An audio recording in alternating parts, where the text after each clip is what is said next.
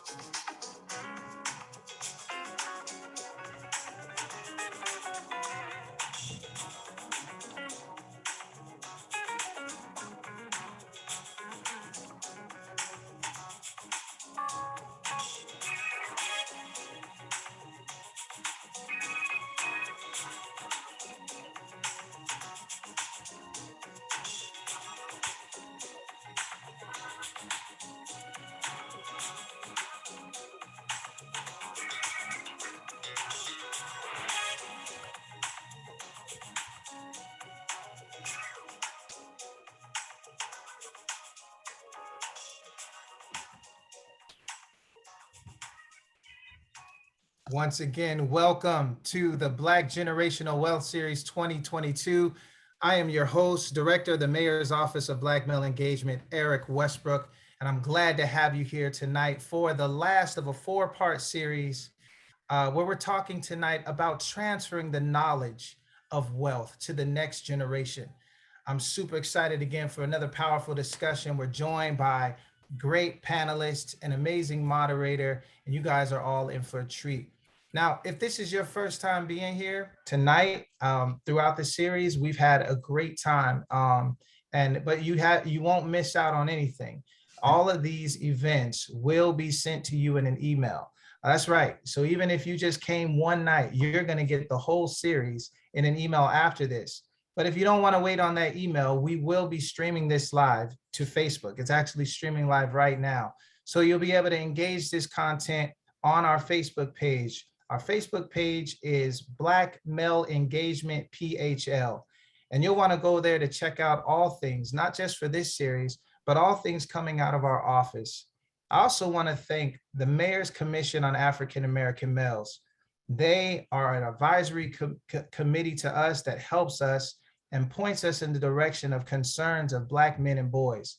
And I want to thank them again for the role that they played in helping us put together another dynamic series. I also want to thank the Office of Public Engagement under the leadership of Romana Lee Akiyama. Thank you so much for your support and in making sure that this series once again goes on and is productive and effective. And so we've been on quite a ride. We first started out our first event, we dove right into financial literacy and how personal responsibility and changing our mindsets was so important. And then we took a turn and went right into the importance of partnering with the city and how to build that partnership and the importance of partnerships with business and how businesses, in order to really thrive, they have to have opportunity. They have to have access to capital and then the opportunity to build their capacity. We talked about tips and strategies to ensure that that happens. And then the next week, last week, we talked about building businesses that last and the importance of ensuring that our businesses endure challenging times. COVID was huge in our community and it impacted every community greatly. But there were tools and strategies shared that night to ensure that in the event of these things happening again, that we're prepared, that we're ready, and that we have the supports around the city necessary to help us endure. And tonight, we're moving on to our last conversation for this series. I'm sad to see it go. Honestly, I love this. I love getting together with y'all. I feel like we family. I'm telling y'all, my notebook is full from the last 3 events. So I'm about to gear up again and get my pen and start writing some more to really take in this information. But tonight's discussion is really focused on transferring knowledge to the next generation. How do we do that? What's important? What's important to get to the next generation? How do we transfer what we know and what we've been learning? You know, it's often said, man, we always say, if I knew then what I know now. And so we were even heard in the first 3 events how we need to break cycles of things that have happened, information that's kind of been passed down from generation to generation. How do we break those and start bringing in new information? And how can we begin to be the catalyst for change that we want to see in our families and our communities? And so I'm excited once again to present to you our 4th and final discussion on the Generational Wealth series. I want to say this too, if this is your first time here tonight, welcome. If you've been here, you kind of know what we do. The chat is open. Please feel free to engage the chat with any questions, any thoughts that you may have, network, connect, but also we have the Q&A feature. Please use that Q&A feature for any questions that come up and you'd like the panelists to address those this evening. It will be a discussion, but I myself and the rest of our staff, we will be behind the scenes making sure your question gets elevated in the discussion. So once again, I want to welcome you to our Black Generational Wealth series. If you're not following us on social media, please do so. You don't want to miss out on what things that are coming ahead. I saw someone put in the chat, what's going to happen after this series? Well, we plan on having some smaller discussions around this very important topic. I'm not a believer that one event changes everything. I think it's important that we consistently engage and have these discussions. Make sure we check back in with our panelists to see if we're on the right track and what adjustments need to be made. So you can follow us on our Instagram page at OBMEPHL. That's OBMEPHL. And you'll find all the things that we're doing on there. Also, that's where you'll find information about the Mayor's Commission on African American Males and what they're doing in the city and what they're advising this administration to put our eyes on. So without further ado, I think that's it. I'll be in the background checking things out, but I want to introduce you all to a member of our esteemed Mayor's Commission on African American Males, none other than the moderator for tonight, Majorie Arajaje. Majorie? How you doing, Eric? Thank you. Thank you everyone for being here today. I'm gonna start the meeting off with a quote. So I don't think it's an exaggeration to say that financial literacy, economic empowerment, and wealth building is going to be the last leg of the civil rights movement, because one step towards financial literacy takes you 2 steps towards personal empowerment. And that's by Russell Simmons. Good evening, everyone. I'm very excited for you to join us today for the discussion on transferring knowledge to the next generation, presented to you by the Office of Black Male Engagement. My name is Majorie Arajaje. I'll be the moderator for the evening. I'm also part of the education committee for the Mayor's Commission on African American Males. Outside of that, I'm a huge runner, fitness advocate, as well as a business owner in the city. This subject means a lot to me because being originally from Nigeria, my parents has given me the opportunity to come here and be put in a better position to build a better lasting legacy for generations to come. My father has operated Minuteman Press Philadelphia since 2008, 13 years now, and I joined him when I graduated college. He was able to teach me creating a legacy through real estate ownership as well as owning a business. As well as that, I started a home care business in 2019, a couple months before the pandemic started, and luckily we were able to survive. So it just brings me to the point of it's always important for us to plan for your family and to always have a plan to make sure that you're secure going forward. So with that, I'm glad to introduce our guest speakers. Our panelists today will be City of Philadelphia Register of Wills, Tracy Gordon, City of Philadelphia Commerce Department Business Service Manager, Javier Mujica, and financial professional and New York Life agent, Sharon P. Singe. So we're gonna start off today with Tracy Gordon. And I just want you to give the audience, tell them a little bit about yourself, what you do, and how does that tie in to create generational wealth? Thank you. Yes. Good evening. Good evening. I'm so honored to be a guest host here on this program. I've been following Mr. Westbrook and this whole organization, and I really appreciate that, young African American, Black American men are talking about business and being prepared, whether you are alive or dead. It's such thing as preparation for death. And you can have all the businesses and own all the houses in the world. If you don't understand the importance of how to protect your generational wealth, then you're more than likely going to lose it, and definitely it's going to cause problems for your family. So yes, my name is Tracy Gordon. I am the Registrar of Wills and Clerk of Orphans Court here in Philadelphia, PA. I work out of City Hall, room 180. And also on the 4th floor, I run the marriage department, marriage licenses and records department, which is on the 4th floor. My job as an elected official is to make sure that I oversee and administrate and protect your generational wealth. I oversee all that transfer. And so the problem isn't here in Philadelphia is most people don't understand what the Register of Will does and what my role is. And when I ran for this office, I said that, for the 4 years that you all have given me or gave me, I'm going into my 3rd year, is I was going to make sure you all definitely understood, 1, what the Register of Wills office do, 2, how to solve some of these problems to get out of poverty here in the city, and 3, diversify the office. And I am fulfilling that mission. And one way, by you inviting me here, I'm educating your constituents on the importance of the Register of Wills office. A few things that we do in the Register of Wills office is I validate wills. People own property, they have wills. In order for that property to be transferred from, the dead person to whoever they want to pass it down to, there's a process that a lot of people don't understand. And don't understand, how to protect and give that information to their family just in case or when they die. And so I validate those wills. I also collect inheritance tax.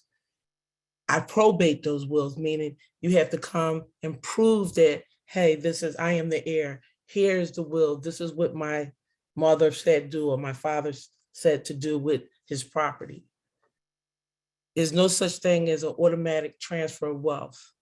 Your wealth don't automatic, like you can't verbally say to your children, hey, I'm leaving you all this. The best way that you have to do it is by making a will. And in that will, under the state of the Constitution, you write who you want to leave your stuff to, you sign, you date it. That's a basic holographic will. And then you tell somebody where that will is, and they are to come down to my office And then that's where the business begins. Most people don't understand that. After a person dies and after you deal with the funeral, one of the first offices you need to come to is my office. And I'll tell you why. So this Register of Wills is a state office, okay? We are one of 66 counties. We are considered a county of the first class, meaning we send a lot of money to Harrisburg in the state taxes. And in the Constitution, back in the 1600s, they established rules on how to transfer your wealth once you die. I own this amount of land, I own these stocks, I own these vines, but there's a process that has to be taken once you die. There's something that's called probate. You have to leave the will, you write the will of all your assets, you give the will, you let people know where the will is, and once you die, they come to my office, and then it's certain paperwork that you have to get to transfer the wealth. The problem is, no one ever told people this, or only certain people, like if you're rich, you have lawyers, or you think, okay, it's just one house, I only just have one child. It's, this is going to go to my daughter, or when I die, I don't have to worry about it. I'll be dead. Somebody else can take care of the business. That is poor estate planning, and you don't not want to do that. And so as Register of Wills, I want you all to understand the process and understand what's happening here in the city of Philadelphia as a result of people not understanding that process. And that process is, if you own anything, house, car, photos, you have minor children, you have disabled children, you're taking care of your family, you have, whatever you have that you own as your asset, you have to prepare your estate and make sure you write it down, either by way of a holographic will. You write your own basic, I, Tracy Gordon, want to leave my car to my daughter, sign it, try to get witnesses, or you get the self-proven affidavit where you go to an attorney and they give you the one that's bulletproof. But there is such thing as a simple will in the city, in the state of Pennsylvania. People haven't been doing that. People have been just dying, and people think they're in a house that they own. They say, oh, when my mom died, I automatically own this house. No, you have to come to my office. You have to get paperwork. You have to prove that you're the owner. You have to, if you don't have the will, I have to assign an administrator. When you make your will, you assign the executor. You do it. Like, I want so-and-so to be the executor or executrix of my will. You let them know what it is. They come down to my office with the paperwork, the will. You in and out of my office within like 30 minutes. Or you don't have the will and you come down to my office, and then there are other steps that you have to take. It is a legal process that you have to do in order to be able to have access to their bank accounts, if it's a certain amount of money, to their safety deposit box. You can get access to that if you show a funeral bill. You have to get in there just to look for the will, But what I'm saying is, it's not an automatic transfer. It's not an automatic transfer. So what happens is, somebody comes down to my office, and then they say they want to be the administrator. I have to, they have to prove that they're the next of kin. Then it's going to be fighting, right? Your family is going to fight. A lot of them fight over, who wants to be the administrator, or this person's on drugs or whatever. And it just makes it more confusing for your families. What's happening in the city of Philadelphia is people haven't been coming at all because they think this is air property and it's an automatic transfer. And so now we have over 10,000 tangled titles, or houses or estates or properties that are sitting there in a dead person's name. So the people that are living in the house, they think they own the house, but they don't have no legal rights to the house, which means they can't get homeowners insurance for the house. They can't sell the house. They can't get home equity loans to fix the houses up. You can't get legal, you can't do legal things with the house because you didn't come down to our office to probate the estate or raise the estate so you can get the proper paperwork. So then you can go to the mortgage company and say, hey, listen, my mom died. She had a will. I got the paperwork from the register of wills. It's called short certificate. Here, release all this. Every time you show them the short certificate, they have to release all the stuff to you. And then hopefully you distribute, you pay the taxes, and you move forward. The problem in the city of Philadelphia is 10,000 people that the Pew Charitable Trust estimate that people are entangled titles. So how do you get an entangled title? 5 ways. The necessary steps are not taken after the owner dies, which means they didn't come down to my office to probate the estate so they can take it out of the dead person's name so they can conduct the business. A rent to own agreement goes wrong, for a fact that you paid for the house, but the agreement didn't go right, so it's still in that person's name. The owner might abandon a property. You look around Philly, some of these houses, people just actually died. There was no estates, and then they just left. It's just abandoned. That's a tangled title because people die, and then it's still sitting in their name. So you can't do anything legal with it. Or the transaction was not properly recorded. So it is a process on how you record deeds. And if you don't do it right with an attorney, and that's a whole different department than mine, that can become a tangled title. So right now, because of you we're saying the youth, right?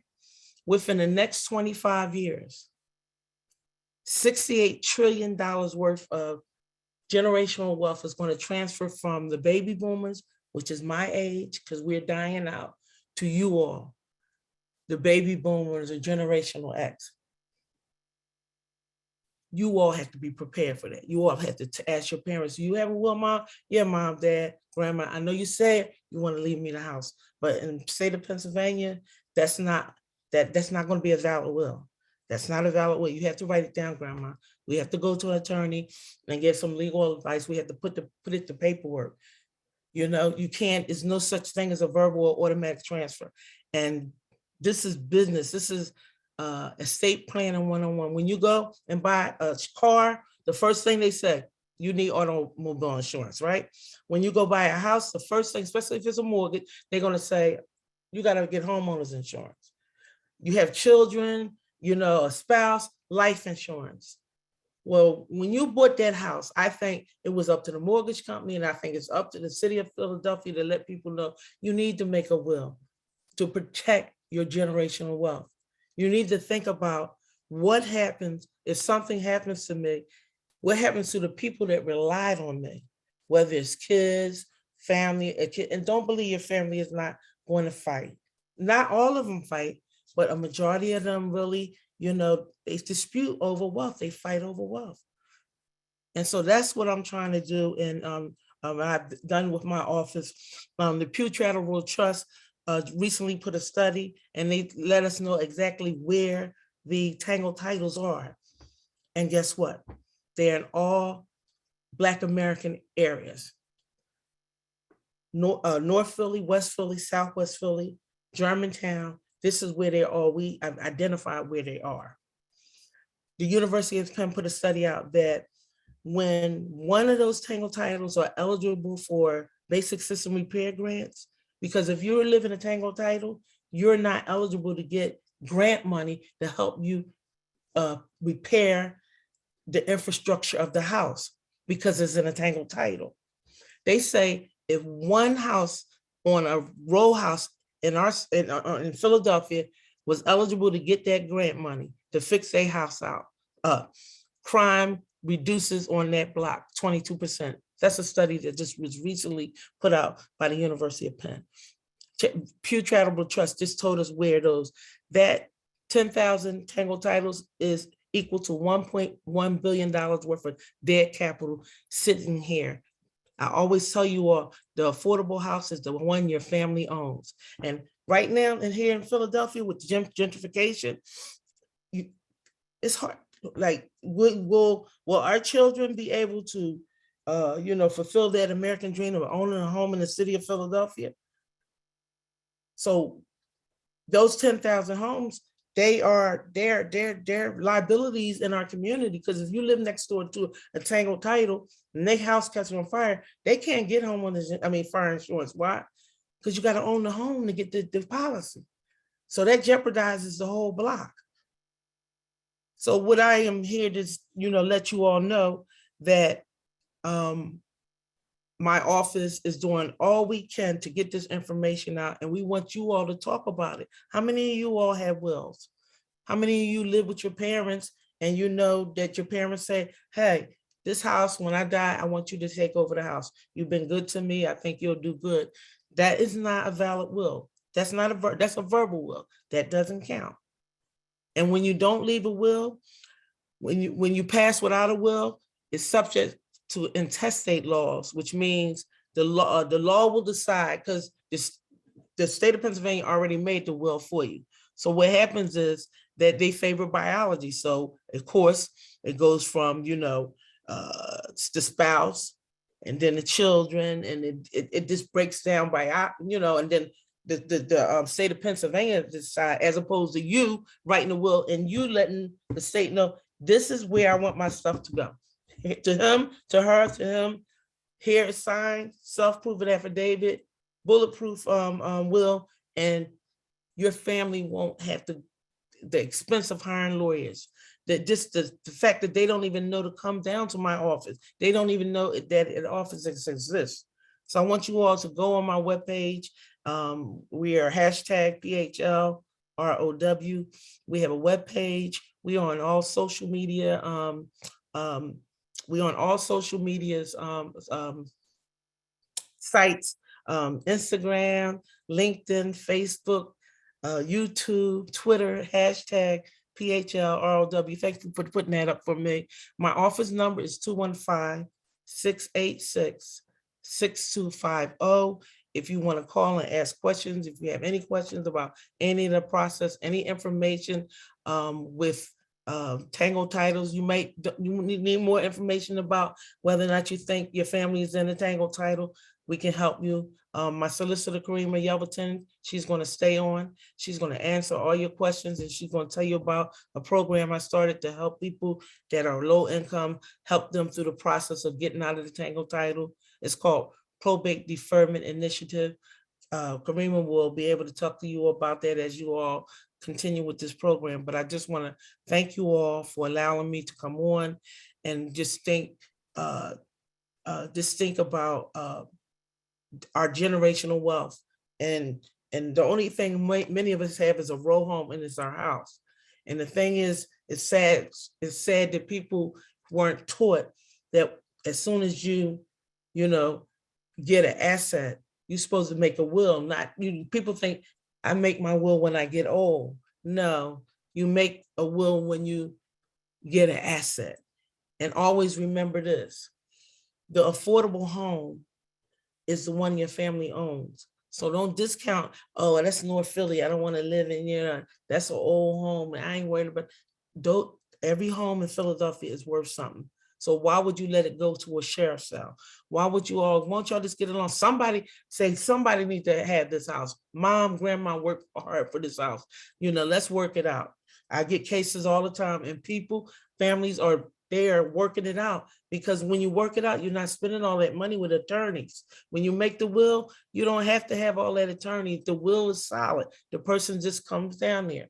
Make sure you leave the will where someone knows where it is, because if you can't find, I have people come to my office all the time. I know my mom had a will, but I can't find it. That's not a will. So let somebody know, put it in a safety deposit box, let somebody know where the will is. If you can't get to an attorney, the holographic will, you can call our office. You can email us at rowonline.phila@phila.gov. They'll put that up, and we answer all types of legal questions as it relates to estate planning and just how to protect your generational wealth. I'd like to thank you all for allowing me to come. I am available for a few questions. I've seen a couple questions. Can you read them off to me, Mr. Ajaji, did somebody ask any questions? Yeah. So I have a question here. I believe Eric was going to help with that. So it's kind of tough to kind of weed through Yeah, I all of seen it. that. Can you claim But your yeah, home? but yeah. So what Mark is going to put up the email. They can email that question directly in, and I'll have one of my solicitors call to so you can really get into depth, because we can't answer legal questions that we don't really know all the information, the background information. So it's what is rowanline@phila.gov, or call our office and somebody will give you the email, and email those questions in for us, and our solicitors will return your call. Thank you, Register Wills Gordon. Hey, Majorie, I'll jump in real quick. Good. We weren't able, can we introduce the other panelists before we get to those questions? Okay. Register Wills Gordon, I understand if you have to leave. Thank you so Yes. much. I know you were under the gun, so I thank you for sharing a lot of information. There's a lot of folks who want to engage that, but I don't want to hold you if you do have to leave. Your solicitors will be here, correct, to kind of answer those questions ongoing through the night? Yes, absolutely. Excellent. They're gonna she'll answer all your questions, and they'll put it all in the feed, and they can send it to us, and we will answer it right the next day. As soon as you send an email, you'll get a phone call the next day. Okay, well, let's see if we can get some answers tonight from your solicitors. I know you do have to go, no worries. Can we get the other panelists to go ahead and introduce themselves, please? Javier? Good evening. Thank you so much for the invitation. My name is Javier Mujica, and I am the one of the senior business services manager for the Office of Business Services, and I am the bilingual in Spanish business services manager. I have businesses throughout the whole city of Philadelphia, but I have specifically the North Philadelphia area from river to river. But I just want to let you know that our office, the Office of Business Services, can help businesses, active businesses that are going through some of the issues that we're talking about tonight. And when it's time to make a decision, please contact the Office of Business Services, and I'm going to actually put the information on the chat. So feel free to contact us. We can find the answers for you, if specific answers of how we can help you. We can help you navigate different city agencies, city departments. We can help you find, financing and incentive opportunities. We can also help you address challenges in any business related that you have. And we can also connect you with resources and organizations that can help you through this process and any process that you're actually facing at this time. Thank you. Feel free to contact me and contact the office at any time, and I'm free to answer any questions too. Thank you. Well, thank you, Javier. Thank you. We appreciate you for sharing. I think your services are huge. We've had a couple of folks from business services throughout this series. And so again, just pointing folks to the Commerce Department, the business services that are available. It's so important to make sure that your businesses are supported and that you have folks here in your city who understand the landscape of what's happening economically and within commerce in Philadelphia, and then can support you with different tools and opportunities and resources that are available, even insights, where to go, how to connect. So I think we learned the other night what's important, and it's an old saying that says, it's not who you know, but it's who knows you. And it's very important that if you are a business owner or even an aspiring business owner, that you're connected to our Commerce Department and the business services they offer, that they know you, so that there are opportunities when they come, they can get, what to do, and you know how to get a hold of them, and then they know how to help you. Great. Majorie, I know there were some of the questions and I'll direct them to you. I'll send them to you as fast as I could, but you're right, they were coming very speedily in the chat. But one of the questions came from a brother that's been around with us for a few years now, Mr. Charles Barnett asked, I've heard of folks selling their home to a loved one for $1 as a plan of preparing and protecting the home. Any comments on this strategy? Karima, do you mind answering that? So I replied in the chat, but yes, so that can be a valid estate planning strategy. But I can't give you personal legal advice. You have to consult with your attorney to determine if that is the best way for you to transfer property. And that's known as an inter vivos gift. So if you're looking to talk to your attorney about it, then that's what you said. Like, I want to give this to this person now, which is always good to give it away now. Excellent, thank you. Another question that came was, what do you do if your parent didn't prepare a will? My sister and I are the remaining heirs. Yeah, so when a person doesn't prepare a will and they pass away, they are what is known as intestate, meaning they do not have a will. And so at that point, the state governs what happens. So the state has made a chart of who are your heirs when you did not choose by writing a will. And so generally that starts with your spouse and moves down to your children, but it's related to blood. And the furthest we get out is uncles and aunts and cousins. So if your parents passed away and it's you and your sister, and there's either your mother wasn't married or their spouse predeceased them, then you are most likely the heirs. Now, if there's a different situation, like your mother has a husband who is not your father, then he becomes an heir in addition to you all at various levels of percentages. You still need to come to our office though. Register Gordon still needs to, agree for this estate to be opened and administered.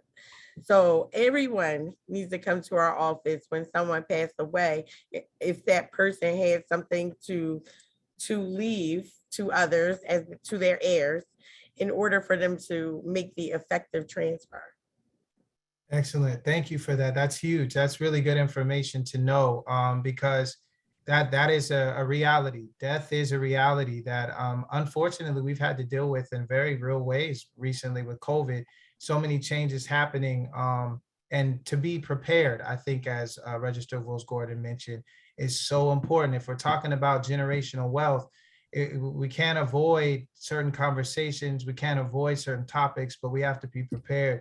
Javier, I had a question for you. What have you seen in trends with businesses, business owners? When it comes to business services, business is one of those things, when someone does pass, what is that like? What have you seen, and how, what services are available even in the Commerce Department to help folks kind of transition? And hopefully this would be a great way to build that bridge between Commerce and even the Register of Wills office to ensure that, because business is not, I guess it's not just like a house, it's a whole business, it's an idea, so how do we transfer that, and what have you seen trend in the city?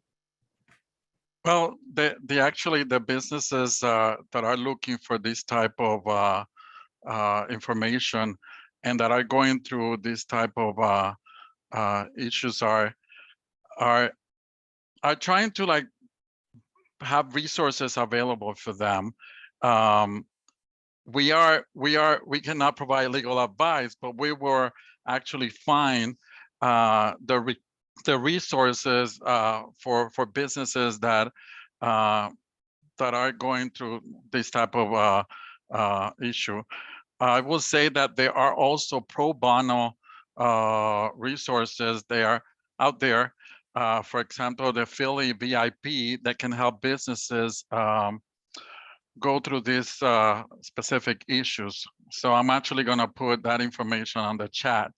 But it's a reality and it's happening, and a lot of the businesses are not ready, but it's something that they need to think about to prepare for the time when the time comes. Mm-hmm. Majorie, if you don't mind, I know you're our moderator for this evening, but I'm interested in even asking you a question. You mentioned earlier that your father transferred a business to you once you graduated college. What was that like? And was that a conversation that you guys, were you expecting that? Had he already prepared you for that? Or was it kind of, hey, look, I'm transitioning. Was it a surprise to you? But what were some of those conversations leading up to that transfer of a business? Yeah, so first thing first, like my dad always said to me that, you know, if you don't want the business, you don't you don't have to work in the business, you don't even have to be a part of the business. So, you know, it was always just made me feel comfortable that I didn't have to help out in the business if I didn't want to. So when I graduated out of college in 2016, I worked at Vanguard for probably a couple months, realized that it really wasn't for me. So I decided to get into marketing. So at the time he was purchasing another store. So you know, I just said, you know, I've worked in the business. I worked in the business prior to you know, going to school. So I was already familiar with it. So it was just a matter of, you know, am I ready to come into the business and, you know, start running it as my own? So it was an easy conversation. He didn't force me to do anything. He just asked me, like, you know, I'm looking for a marketing person. Are you interested in doing marketing for me? And then from there, you know, it kind of took it on his own. And you know, I was more interested in business and entrepreneurship, and, you know, got into other adventures as well. So it wasn't a pressure thing. It was more of a, he kind of allowed you to fall into that and generate an interest, which is good Yes. because I think when it comes to business and even the idea of preparation, right? There can be a lot of anxious thoughts. There can be a lot of, especially if it's a business that someone has put their life into growing and building. And then they realize they're getting older and they have a child that may not even be interested. That can be a Yeah. lot of anxiety. Like, okay, Yeah. oh, you gonna figure out how to do this business, you know. Yeah. But to see him not do that and kind of dial it back, it actually helped in this case. And I think about that, like, you know, transferring businesses or even property. There's a question in the chat that said, and we know that, you know, sometimes there can be risks, right, with giving anything or transferring anything to anyone. But the question reads, I was told that if you give property to your children now, the taxes will immediately increase. Is this true? And if so, how do you determine the new re-tax amount? I don't know who wants to take on this question, but I'm seeing that Esquire next to Karima Yelverton, so I'm gonna. So I would just say that this is a consideration because your real estate taxes include various discounts related to how long you live there, where you live at, whatever, how improved your house is. So, I mean, say you give it to your 22-year-old, can your 22-year-old even afford the taxes that are on it right now, much less the taxes that they would incur once they lose all the discounts related to being a long-time owner occupant or maybe a senior citizen. So yeah, you might want to not consider not giving it to them at this point in time, but you could always have your deed rewritten to give right of survivorship to someone who's your relative, maybe your child or something like that. And that way, when you pass away, it automatically passes to them. But you cannot do that yourself. You have to discuss this with an attorney. This is not something you could just say, oh, I wrote it down. No, no, no. You have to discuss it with an attorney and you have to get it recorded once you do it. Very good. Major, I know you had a question. Yeah, so for Karima, so I have a will that I've had for 2 years now. I recently just got married. So my question is, since I have my will stating my sister still as my heir, so don't tell my wife. So in my unfortunate passing, would the state recognize the will, or would they recognize that I'm married to my spouse? That's a good question. So, and this is actually a wealth question because you get married for the benefits of marriage, right? I mean, yes, you get married because you love somebody, but also because there are benefits that go along with it that are different than when you're just yourself. So, if you have a will that you have not revoked by writing a new will, and such will is presented to our office, then yes, your will would govern. But the spouse always has a share. Under the law, the spouse can always elect to take a share of the estate. And I would like to say the exact number, but I don't know it off the top of my head, and I apologize for that. But the spouse always has the option to take a share. Okay. That's a really good question. It's going to be changed. It's going to be changed. You know, it's just recent. You better, but congratulations. Yeah, Majorie, someone in the chat said, your wife knows now. She's not watching. She's not watching.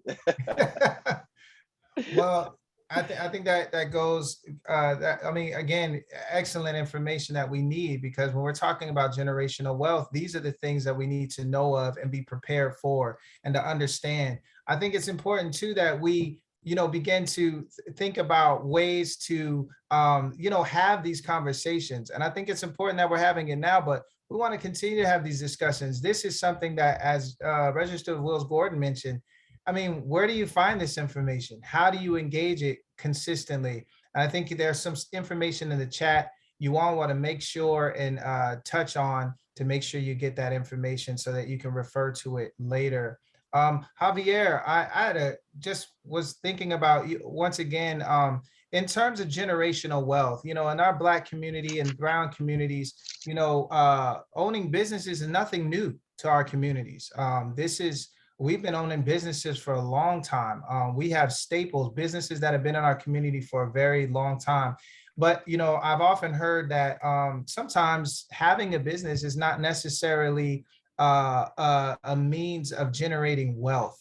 I don't agree with that. I think generational wealth is directly tied to owning businesses, but I do understand it's not the only way. But can you talk about the role that business plays or business ownership plays in generational wealth? What have you seen?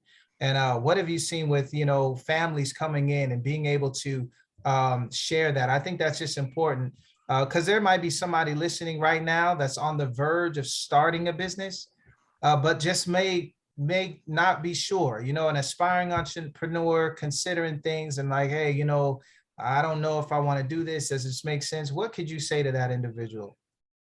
I will say that education is important to for these businesses to start early planning if they are, they're going to start a business, but then they would like to, eventually, pass that to their, next generation and their families.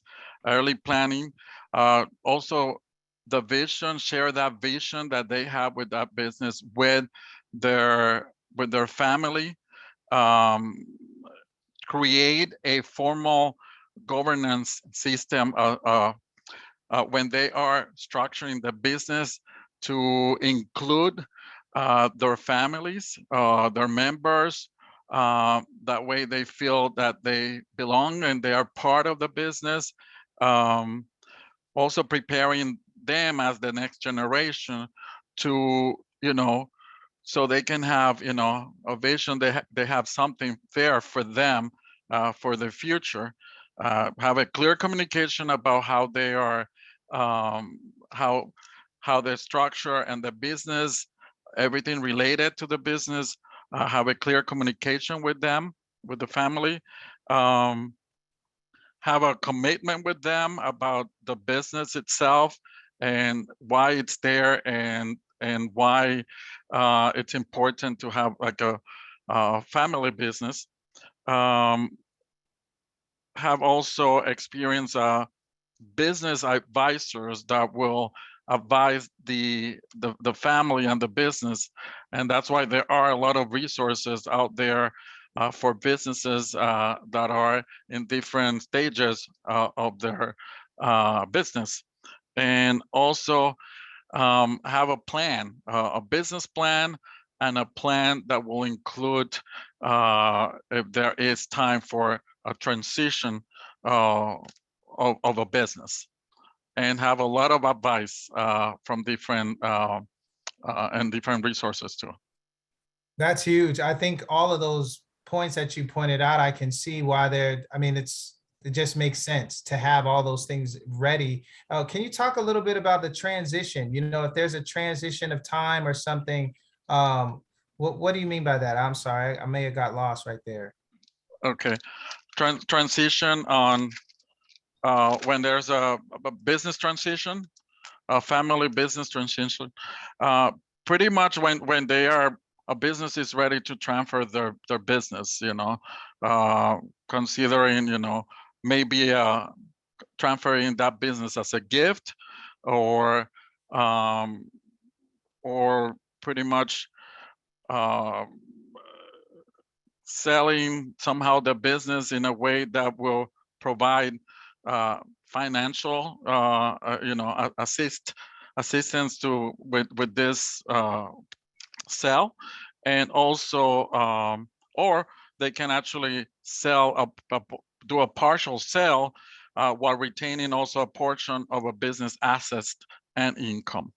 And again, we will help businesses to find the right resources and find the right resources that are out there for the business. So that's why, you know, and if you have any questions, more specific question, I can bring those questions and we can answer them and email them back or call you back with those answers.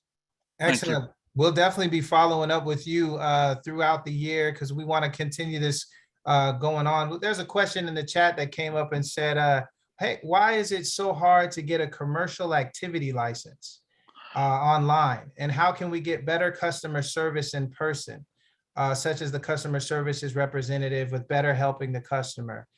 Do you want to speak to that at all, Javier? Well, so to do business in the city of Philadelphia, you need two things. A BIRT, a BIRT, a tax account number from the Department of Revenue, and a commercial activity license. And to get an activity license, you actually can do that online through the Eclipse website under the Department of License and Inspection website, and it's called Eclipse.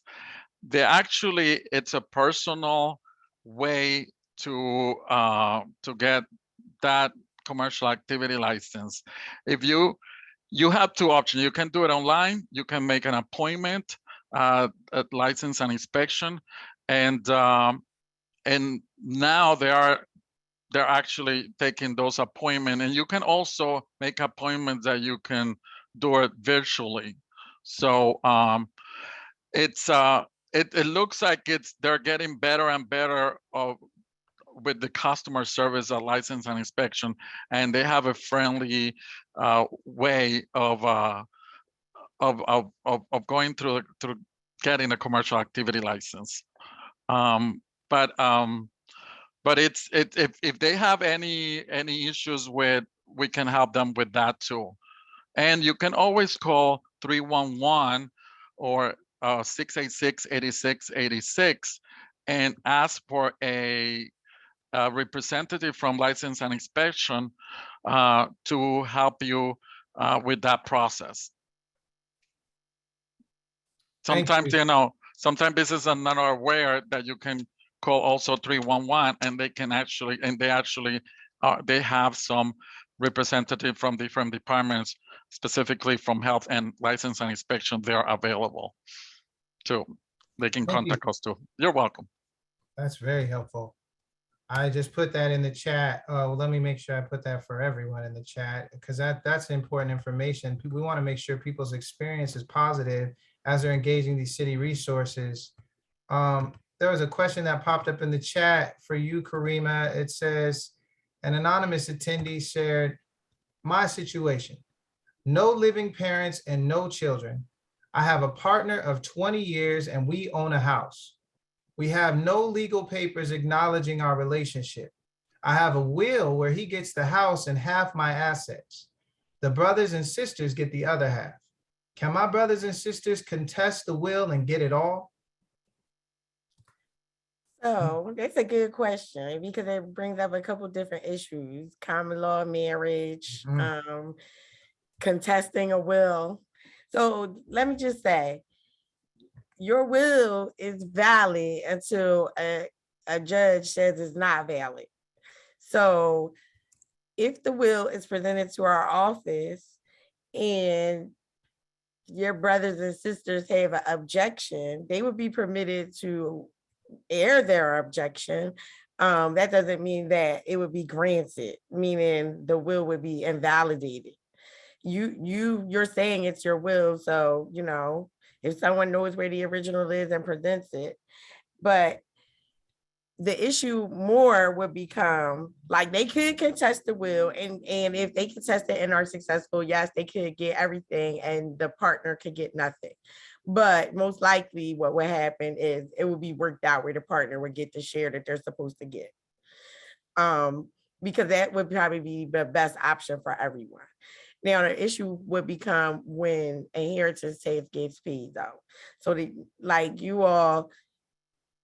common law marriage was abolished in Pennsylvania in 2005. So if you didn't enter into such an arrangement prior to January 1st, 2005, then it's not going to be recognized as common law marriage.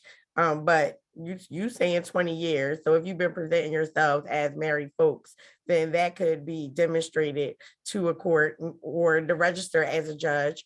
Then, that person could be declared your spouse and get inheritance tax rates at a spouse's rate, as opposed to a non-blood stranger's rate, which it would be 15%, and a spouse would pay no taxes.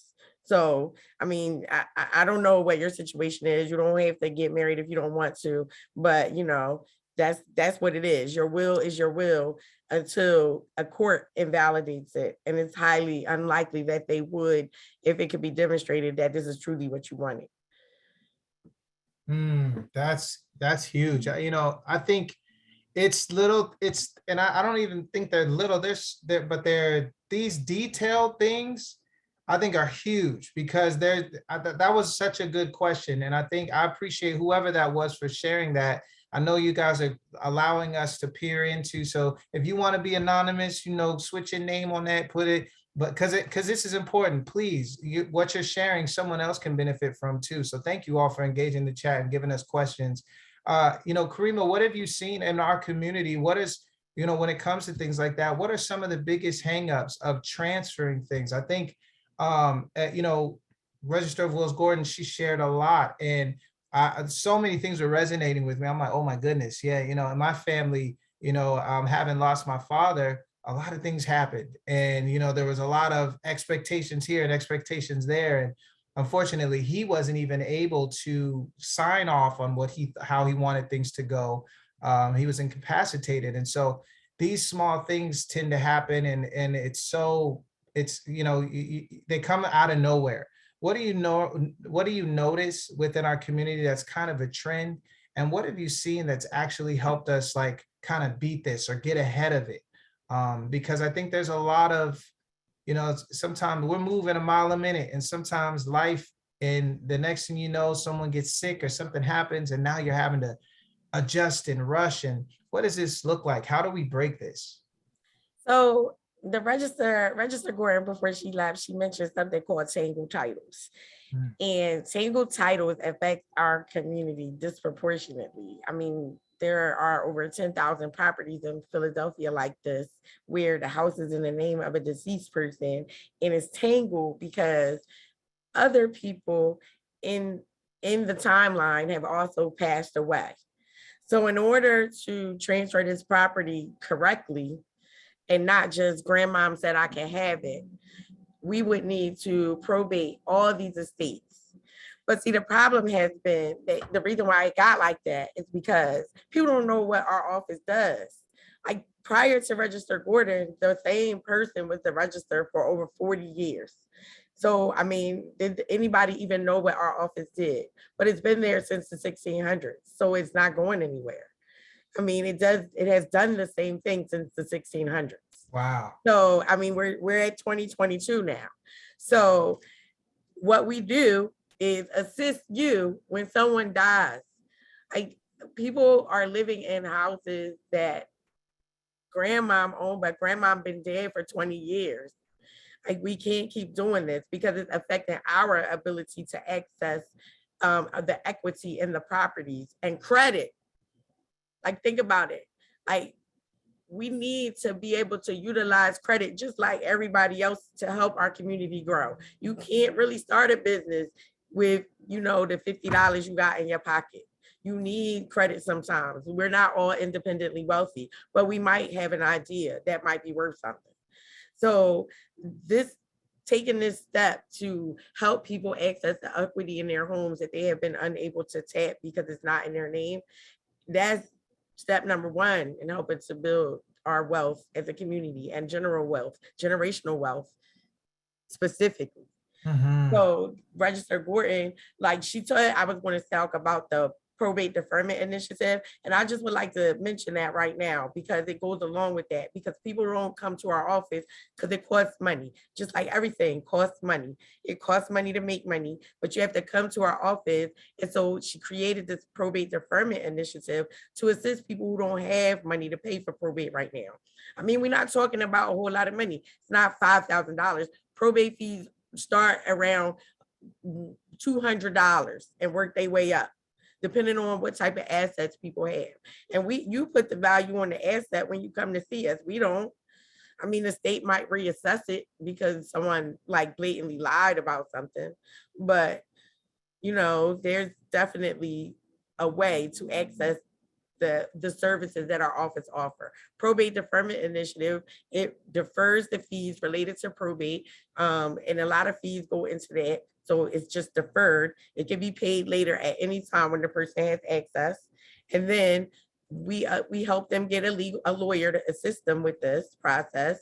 And then the Recorder of Deeds, Commissioner Jim Leonard, he waives the fee to record the new deed that is in the proper name. A lien is placed against the property for when it's sold, if it's ever sold, so they can make sure we get the probate fees back if the person has never paid it off. But this is a way for people to access the system if they don't think they have enough money. So they should contact our office to see if they apply, if they're eligible. But generally, we're all inclusive. We're trying to help everybody. So generally, if they call, I'll work with them. I'll try to, get a way to help them. Wow, this is I love that. I think you just shared a lot of things and some of the deterrents that may make people, turn away. I think, when you say it is a cost, thank you for breaking that down, because there is a cost, but it's important. And if these are your assets and this is your life, and essentially this is, your next generation's life and your legacy. And so it's worth investing into, it's worth taking the time and investment to ensure. And then I think that probate deferment is huge. That's huge. If folks can't and don't have it, to be able to have something in place that still allows you to prepare, and without it, that's huge. So I mean, I hope I want to make sure that we as our office, we promote this more, because I realize this is huge in our communities. I've heard of folks losing their homes, like losing it. I mean, it blows my mind, because I'm like, wait a second, if this person has had this home for so many years, and then how is it that you can lose it? But a tangled title, you can literally lose a family home, something that's been in your family for years. And it's sad to see that, in Black and brown communities, this happens so often. And folks really, as even a lawyer, I mean, do folks have a leg to stand on? Can they fight that if they're going through something right now? Can they fight that to get that back? Or is there any way? I mean, they need to come and see us, because if we could get the process started, the other agencies, we tried to make connections with the other agencies that might have something to do with it, like the agency that handles basic systems repair program. Like we're working on collaborating with them to try to help people get it when it's not moving as fast as we would like, and it's an emergency. So, but they have to come in, because that's the only way to get it started. Like Mm, you can access so many other things by starting the probate process. Like we keep information in our office on the other programs that people can access because the city has a lot of things available to assist people where to stay in place. Like they don't really want people to lose their properties, but you can't get a payment plan for your real estate taxes if it's not in your name. You need to just go ahead on and pay that, or it's going to be a share sale. Like, mhm, so we can, if we could get the properties in the proper names of people that are alive right now and responsible and capable of taking care of them, it would go a long way towards making our communities a lot better. that's huge. That's huge. Y'all heard it here. Please, let's do that. Let's break the cycles. Let's, maybe you're the one. You're here right now for a reason. You're the one to break that cycle. You know what to do. You've gotten the information here. Thank you so much, Karima. I have some more questions for you, but I wanted to hop over to Javier real quick and ask just in terms of just business again. You know what? I'm trying to, what was my question? See, I'm all excited and y'all got me over here trying to take notes and so Javier, I appreciate you again for being here. One of the things that you were mentioning a little bit about businesses and the importance of business and how business can play a role in generational wealth, in transferring those businesses. I think that I think that sometimes, in our communities, there's let's just be honest, the trust between our community and the government, city government, even city systems, right? The Department of Commerce, we don't have the best relationship. We were talking the other day offline of a few of us, a couple of the panelists, we're talking about, hey, we have a ton of businesses in our community that are not registered with the city. And some of us, and I work for the city, but let's just be honest, some of us just don't mess with us. That's just what it is. And there's a lot of distrust, and so trying to rebuild those things and knowing that, do you have to have your business registered as a business in Philadelphia in order to get the business services that you're talking of? Does my business have to be registered with the city if I want to come down and get some services or get some advice? Will y'all help me, or do I have to have my business registered with the city? No, in our office, Office of Business Services at Commerce Department, we actually do have a hotline that you can call anytime, 215-683-2100, and we can answer any questions and we can help businesses in any of the stages that they are. If they are thinking about starting a business, now online businesses are big. Online, or they're looking for a property on any of the commercial corridors throughout the whole city, we can guide them. But every single businesses to do business in the city of Philadelphia do need those two things. The BIRT, this is after they have their own structure. LLC, sole proprietor, they have an EIN number from the IRS, and then the two things that they need with the city, that BIRT number, tax account number with the Department of Revenue, and the commercial activity with the city of Philadelphia.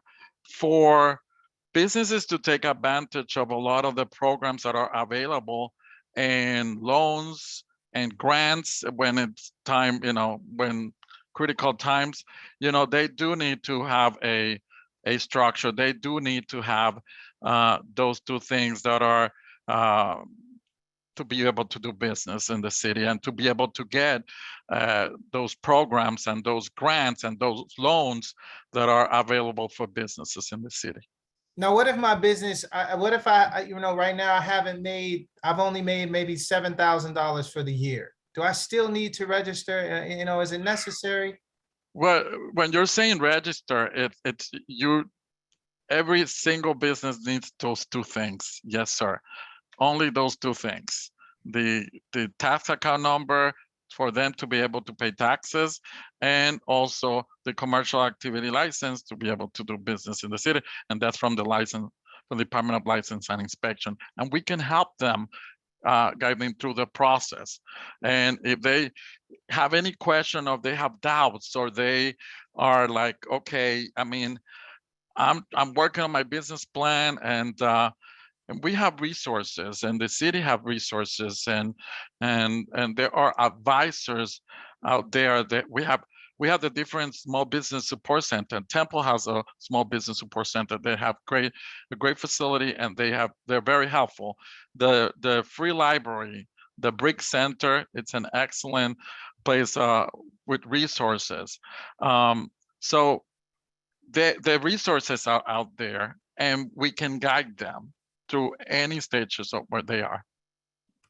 Excellent. That's super helpful. I think folks need to know, that. And I was pressing a little bit because these are the things that I hear. And so thank you for bearing with me and hearing that. We're at 7:15. I do want to go back to some of the questions that I'm seeing. I'm sure Karima is typing like crazy trying to answer some of these questions that are in the chat. So I can bring some up for you. One of the questions was, how often should you review and update your will? You should review and update your will every time you experience a life change. So if you have a child, you get more income, one of your proposed beneficiaries passes away, because that leaves a gap. Like, if you should always have an heir and a spare. That's how I remember it, an heir and a spare. Like, this is who I wanted to go to first, but if they're not here, then this person. That's So good. you should definitely review it for major life changes, though. Oh, I like that. Have an heir and a spare. That's good. That's good advice. Another one was, what if a family member doesn't want to sign the papers when signing the family house? What if you have family members that just don't want to or don't want to participate? How do folks move with that? So, I mean, that can create tension, but it depends on what we're talking about. Like, if a person didn't leave a will and they had 9 kids, and you come to probate the estate and they're like, oh, you can't do it yet because you got to get all 9 kids to sign these forms that say you could be the administrator. So the form is called a renunciation form, and it sounds like you're signing your life away, or at least your rights to this money that you think exists when it really doesn't, probably. But you need to sign this form so one person can handle it. All 9 people can't be the administrator. It's not possible. So we have to find, if we can't get cooperation, there are ways around it. Like, you got to at least give people a certain amount of time to respond. And then if that doesn't happen, then the person who would like to be the administrator files what's called a petition with our office for us to get them to respond. And if they don't respond in a certain amount of time, then the registered court will make a decision about what to do about the estate. But it doesn't just sit there forever. But we don't start the process. You have to start the process by coming to our office. Excellent.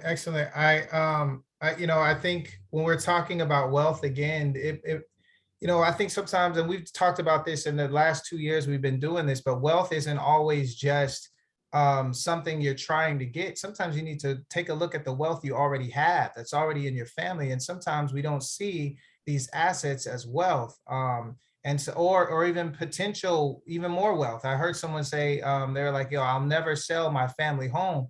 But we had a panelist who was sharing that she sold her grandmother left a home to her. She sold that home and could have got a lot more for it, but it was actually the catalyst for her business. So she got into real estate as a result and began, buying properties, more and more, selling properties. And eventually now she's 28 years old with 28 different properties.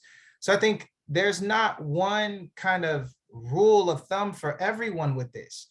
You might have a home in your family that, like you said earlier, Karima, you might have an idea that's worth something and you need capital to start that idea. So maybe even getting your family together to possibly consider, hey, look, we could start a family business with this, but just different ways to think about what we have. I think, sometimes we sit on things, we have things, we hold on to things, but we don't necessarily always make the most of what we have and the potential that it could build and bring.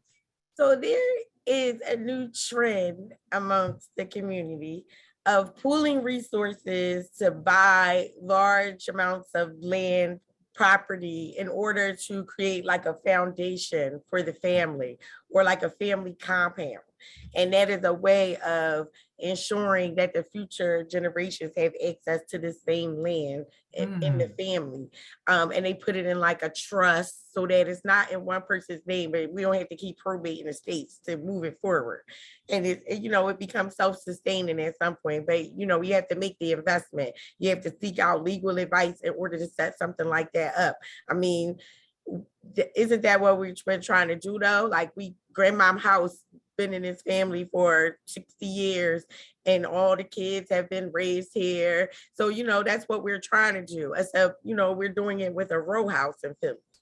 So like we have to upkeep this row house because it's not, that's all there is. It's these four walls here, as opposed to a bunch of land around and we can build indiscriminately. Like that's why it's important for us to make these wills, because that way one person will control and that person will have responsibility for the asset on behalf of the family. Now, if we're doing our due diligence and we're spending the money on the legal advice we need, we might end up with a situation where someone puts their property in a trust and we never see it at the Register of Wills office again, until the trust runs out. And that's fine. But like we need to do what we can with what we have right now. And the best way to do that is to write wills. The Register Gordon always says the most affordable house is the house your family owns right now. Like, so if it's in grandma's name, it's not going to stay that way for long. It's not going to stay in your family for long. That's good. That's good advice. That's good. Oh, there's a question here from Kia Green. She said, if both parents are deceased and didn't leave a will, are there 3 children automatically third owners of the paid off family house? No, nobody is automatically an owner if their name is not on the deed. Talk about it. Needs to be probated. Let's get on. The register said before she left, Register Gordon said verbal wills are not valid, and neither is, oh, I own it because they passed away and I'm their kid. That's not valid either. You need to come to our office, probate your parents' estates, depending on how far apart they passed away. Or matter of fact, if they did have a will, you need to probate both estates. If they had a will, it may have a provision that says you predeceased me if you didn't live longer than 30 days after me. Wills include provisions like that when they're done correctly. It could be at various times, but you need to come to our office and probate the estate, because no, the 3 children are not the automatic owners of the house.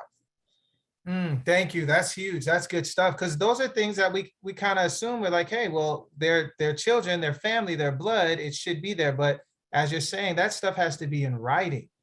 I mean, it is there. It's a potential. You're a potential heir. Okay. But until you actually do it, you're not the heir. That's huge. Thank you. That's good stuff. So come on, y'all go and engage this office. It's been here since what, 1600s? So come on, let's engage the Register of Wills and get our houses in order so that we can change the narrative on generational wealth in our communities. As Linda Booker said, I sold the family house of 70 years, and she admits it was trauma and drama, but worth it. No more paying for other people's bills. You know what? Let me just say, from a personal level, not as an attorney, not as the solicitor to Register Gordon, I also was given a house by my father that was a family house, but it was in such disrepair and I was so young and without any access to capital, it was nothing I could do. It was overdue property taxes. It needed a lot of work.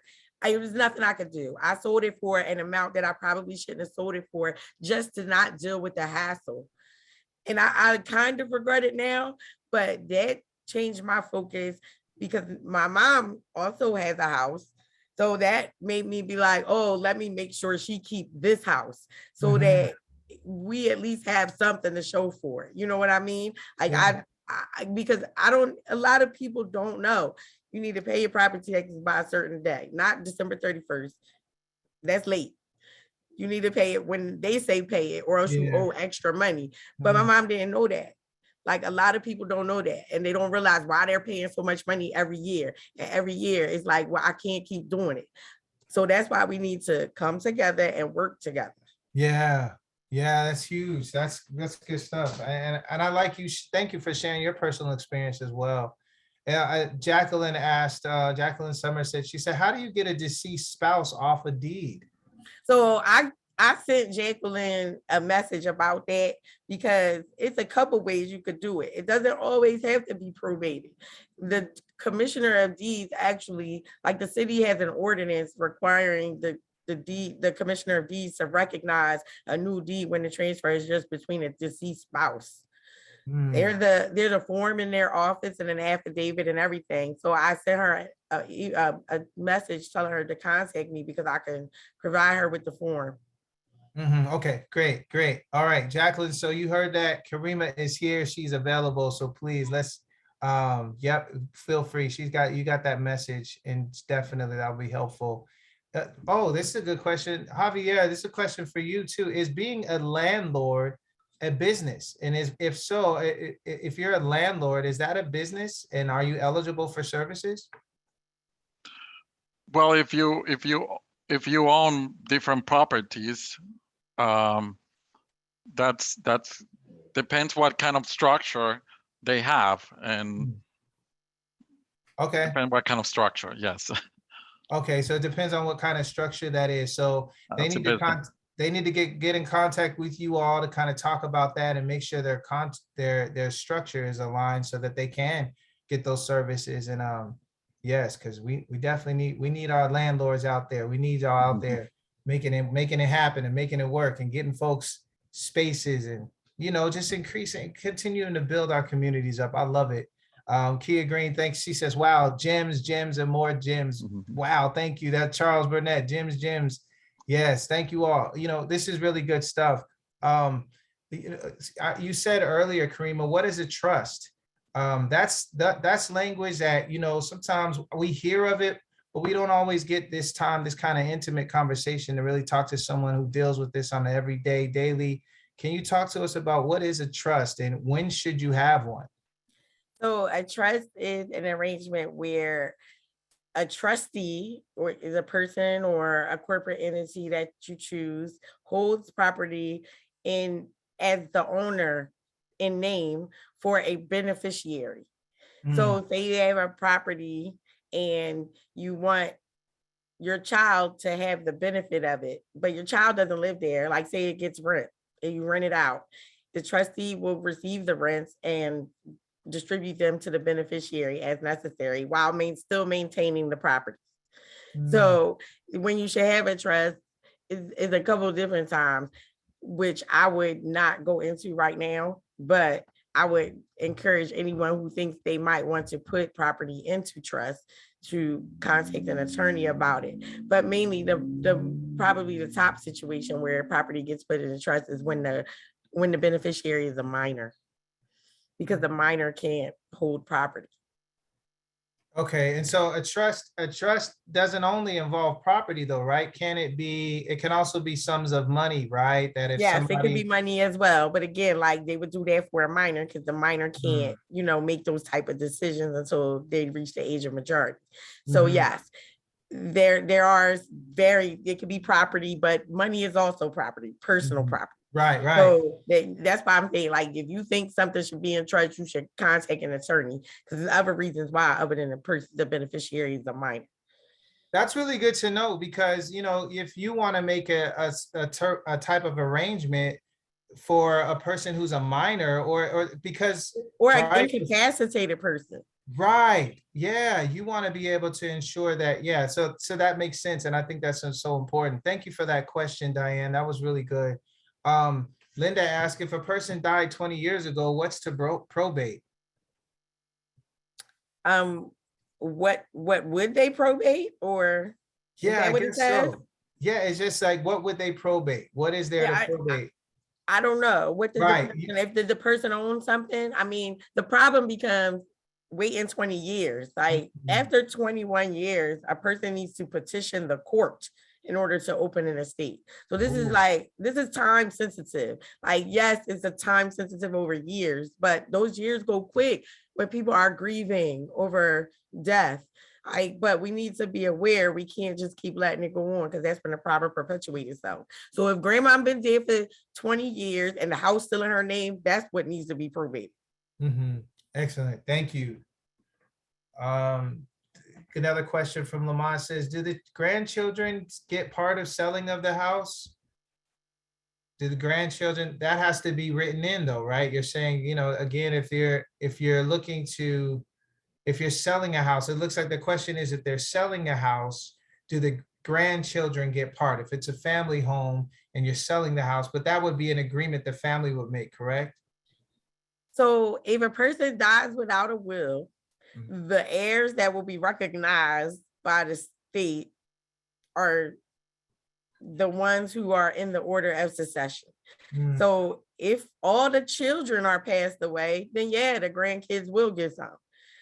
But if all the children aren't passed away, then the children will get it. And if, like, say the one of the child had children, but they're passed away, yes, their children will get it, but not these ones over here where the children are still living. So it depends on the agreement made between the family, but according to the state, no, if there are still children living. That's interesting. I had a question too, like, if a person, for instance, like if a person ends up incapacitated, right, and they're a part of a trust, a family trust, they're supposed to receive a certain amount of money if their parents pass, but because they're incapacitated, right, and they're not in a position to be able to receive that money or receive that aid, does that go to that person's wife? Or an incapacitated person, depending on the level of incapacitation, they would have like someone that would be over them, like a guardian or someone that would speak for them and have their best interest. Either that person's appointed or they applied for the job. So okay. So that would be the job of let's say the incapacitated person, he's going to receive money from his parents. He's a part of a trust. He gets incapacitated, and now his parents, they have to choose someone to be able to him. That's what the purpose of the trust is. Like, the trust is not a person. It is managed by a person, yes, but it's its own entity, and it flows to the beneficiary. So even if the person is incapacitated, they remain a beneficiary. Their interest does not become removed just because they're incapacitated. Whoever is in charge of that person is who would receive the funds on their behalf. Okay. So it would matter about who's in charge of that person. Okay. And then if that person, whoever is in charge of that incapacitated person, is that normally that person's spouse, or who would be in charge? Like, it depends. It depends on what is in the best interest of that person. I mean, if that person was already married before they became incapacitated, it's probably likely that the spouse would end up the guardian. Or at least, it's probably likely. But if they weren't married before, it might be somebody else. Shoot, it might be somebody that the courts appoint that doesn't know the person at all. Wow, this is really informative. It's so important that we're prepared, because it can be. I mean, we talk about the drama that happens within families. This can tear families apart, literally tear families apart at a time where folks are already grieving and having to deal with and adjust. To have to go through these things, it brings more tragedy within our communities and more trauma. Thank you. Majorie, I know you're still there, but are there any questions that you have, as a business owner, as someone that has inherited, this business, and, what would you say to, even how you've been moving, and, what are your plans? Is this something you plan on passing on to the next your next of kin, or your children one day? What are your plans as a business owner, receiving a business? How do you plan on keeping wealth going throughout your family?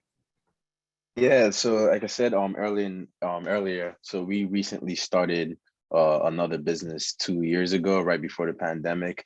So that's just another way where we're trying to diversify what we're doing. So we have the printing business, and then we have the healthcare business. So we're just constantly thinking about what business or what opportunities we want to pursue to you know, keep the wealth and, you know, always have us involved in as well. So it's definitely something that if I can, if I can, God willing, I will, I'll hold on to the business, even the properties, I'll hold on to them and pass them down. I know somebody was asking about being a landlord.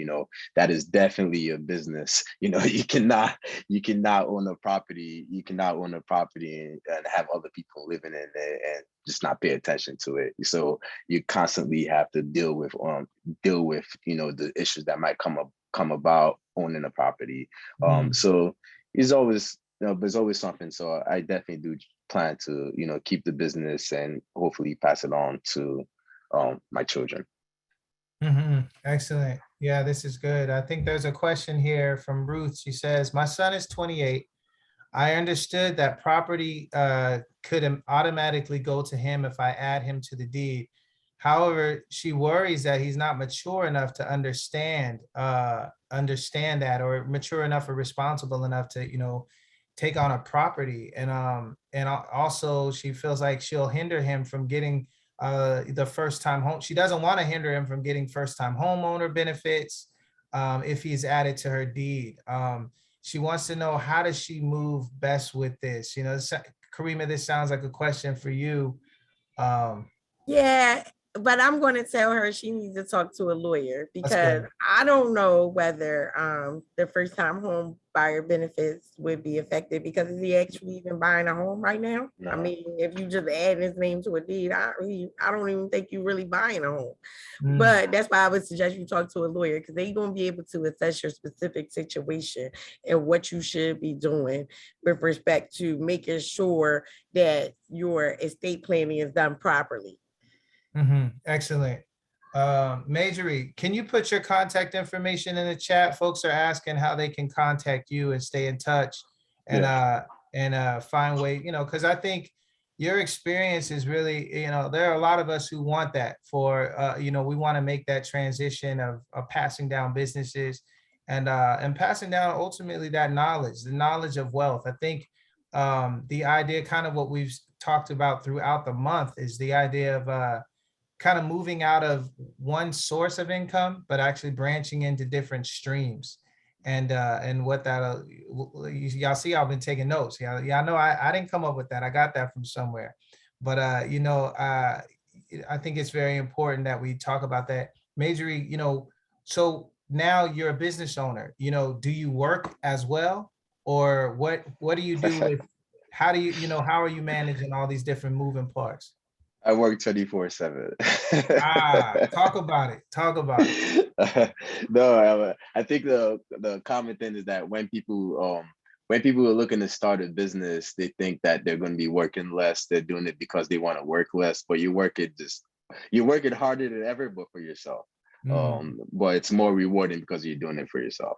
So, but I'm always, especially being in home care, my phone is always on. You can ask my wife, 24/7, it's ringing, 6 a.m., 5 a.m. to, employee calling out, a new client, anything. I'm always picking up my phone. I'm always there. So I always tell people that want to start business is like, everybody does what you do, but as long as you're keeping that communication very open with people, you see that your business will go further. Is like you just have to keep open communication just with anything that you do, and you can take, as long as you keep working and being consistent with your business, you can take it anywhere you want to go. Majorie, I think that's really good. I think as you were sharing a little bit about like just your businesses, it made me think about like how home care, right? There, it seemed where there are a lot of licenses and things, because there's a lot of folks in our community that love these jobs, these are opportunities to serve people. That takes a heart, that takes real commitment, that takes a strong sense of integrity and compassion. So, how were you able to go and get these? I'm sure there were licenses and certain things you had to do or have in place in order to do this type of work. What was that like? And can you help anybody out there who's possibly, because there are quite a few people who want to go into the field you're already in.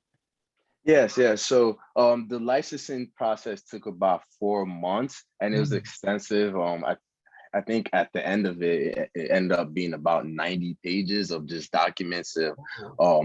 of just documents of all our policies. How are we gonna handle, how are we gonna handle abuse, neglect, just things like that. So the state basically just wanted us to have all of those policies in place before we opened up. So outside of that, you can go both ways. You can go either way. You can, self-start. You can self-start a business yourself, or you can go through a franchise. We chose to go through a franchise because everything's already there for you. You have somebody's already tested out. There's already testing out the brand and all the marketing already. So it's just kind of like just following their footsteps to start the business. But other than that, like, as long as you get the paperwork together and all the policies, and the policies are out there on the internet. It's just a matter of just, changing them to make it yours, make it according to what you want from your business.